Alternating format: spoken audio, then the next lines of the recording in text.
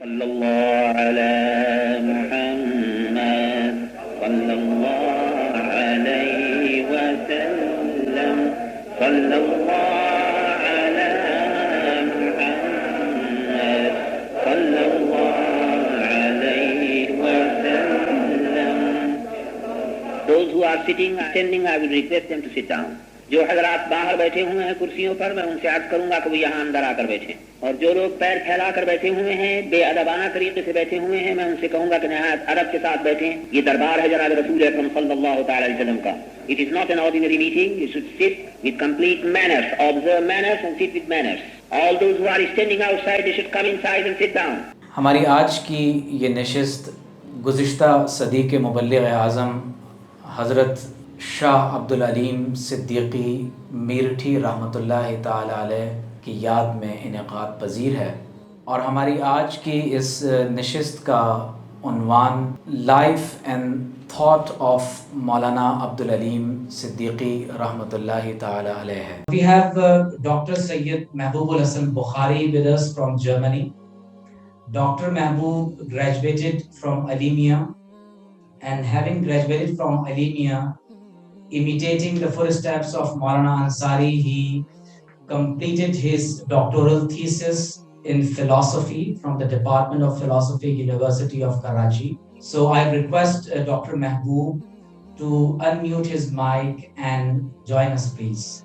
नहमदुहु व नुसल्ली व नुसल्लिमु अला रसूलिहिल करीम। बिस्मिल्लाहिर रहमानिर रहीम। इन्नद-दीन इंदल्लाहिल इस्लाम व क़ाल उदउ इला सबीली रब्बिका बिल हिक्मा वल मौइज़तिल हसना वजादिलहुम बिल्लती हिया अहसन। सदक़ल्लाहुल अज़ीम। So first of all, I would like to extend my gratitude and a wonderful recognition of the fact that we should celebrate our leaders and our heroes. So in order to celebrate these movements, or I would say history makers, I would say modern Islam makers, that our associations have produced in the 20th century. So one of them was Maulana Shah Abdul Aleem Siddiqui rahmatullahi ta'ala alayh. So I think before getting into the details of his lives, of course they are very, very important, and every movement when you get back to the life affairs, how it was passed, how he managed his traveling, his lessons, his teachings, his missionary activities, it is also very important that what are the materialities that we see around us, the effect of the presence and the signature mark of Shah Abdul Aleem Siddiqui rahmatullahi ta'ala alayh. So quite often when I reflect upon the traditional lives of our scholars that we come across nowadays, some may be specialized in the Islamic, jurisprudence.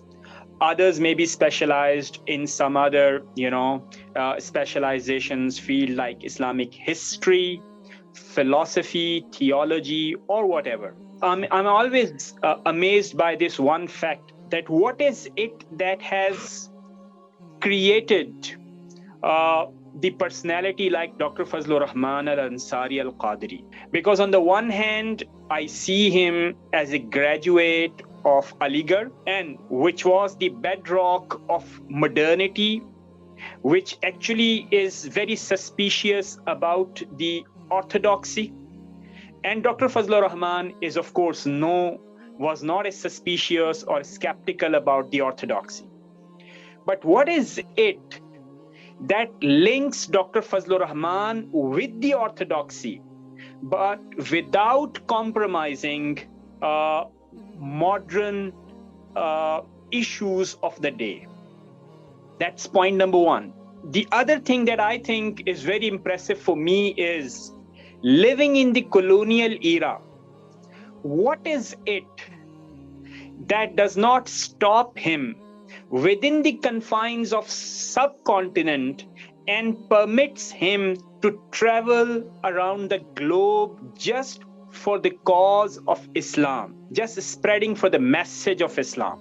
What is it that doesn't stop him? And then extracting every single thing and unifying it in the materiality of educational institutes such as Islamic Center, which is well known, Alimia Islamic Missionary University or Institute of Islamic Studies, whatever you name it, because it has undergone many stages. So my biggest concern has always been this, this paradox that I see as a paradox. I don't know, but I resolve this paradox. And my resolution of this paradox lies primarily in the personality of Shah Abdul Aleem Siddiqui rahmatullahi ta'ala alayh. It is that linking thread that makes Dr. Fazlur Rahman Al-Ansari to be very, I would say, humble towards the orthodoxy, the tradition that we inherit from our, forefathers, from our scholars, from our imams. Not only that, he also contributed to transmit the spiritual tradition to and via him to the rest of the humanity. That was Shah Abdul Aleem Siddiqui rahmatullahi ta'ala alayh. So I see him as somebody who has actually traveled across the globe, presented the message of Islam to unfamiliar cultures from ourselves, because they were mostly dominated either by Christians, and of course the Western civilization was also undergoing many changes. There was racism, there was hatred against Islam and the religion, but he did not shy away. He went across the globe. More particularly, he started with Singapore, and from Singapore to Philippines, and as we have just heard, from a man from Trinidad. That shows that living within the confines of subcontinent, making Islam as the property and the property right of the South Asians. Okay, he was not happy with that.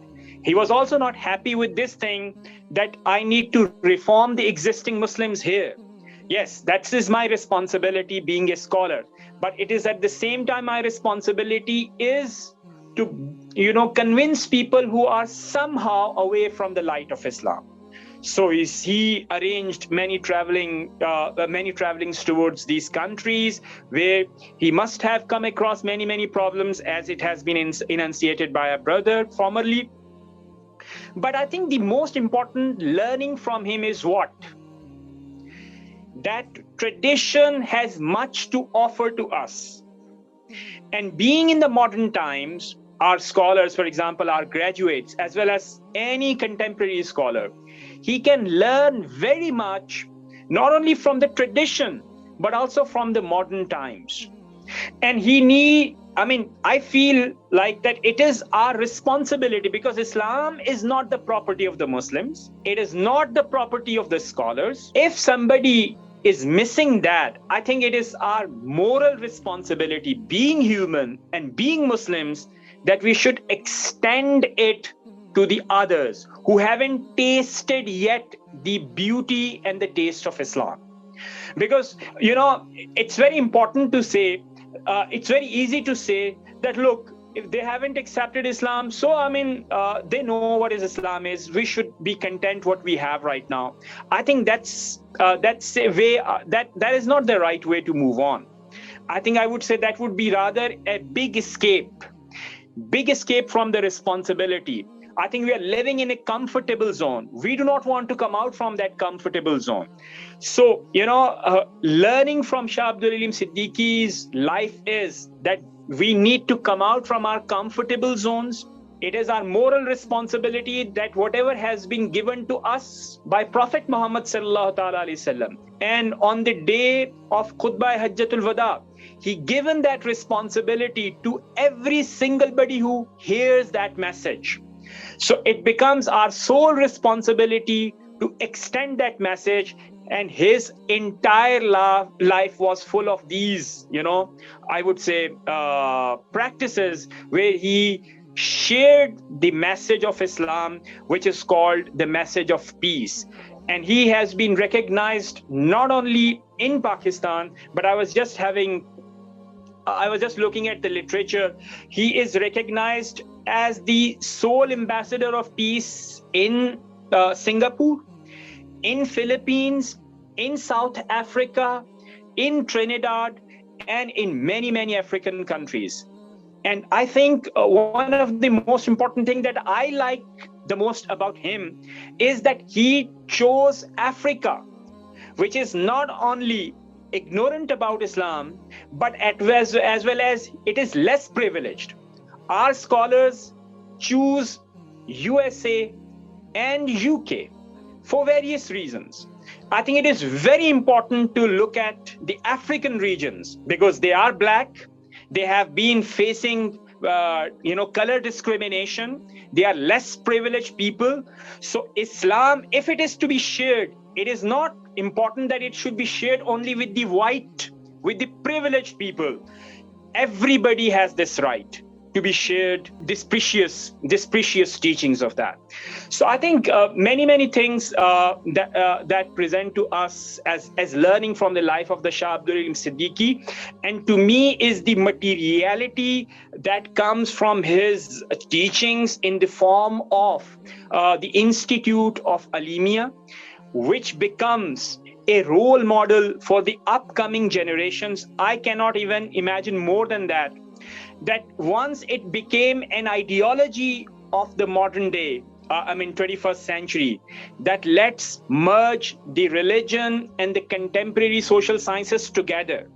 And still, I think after 22 years or 21 years, I think all corners of the world are struggling to merge and they are still unable to do it. In the West, many research centers have been erected on huge funding to merge and to bring closeness and coexistence of the Islamic classical sciences and the modern social sciences. All these projects have been ruined altogether and they were unsuccessful. I do not know what was the force, and perhaps one of the force was Shah Abdul Aleem Siddiqui's spiritual, I would say, guidance, as well as his linkage with the traditional orthodoxy that made Alemia Islamic Institute to be a platform where a wonderful experimentations could be done without compromising the traditional orthodoxy and without compromising the issues of the modern day. So I would rather say that I think it has been a very, very successful experimentation.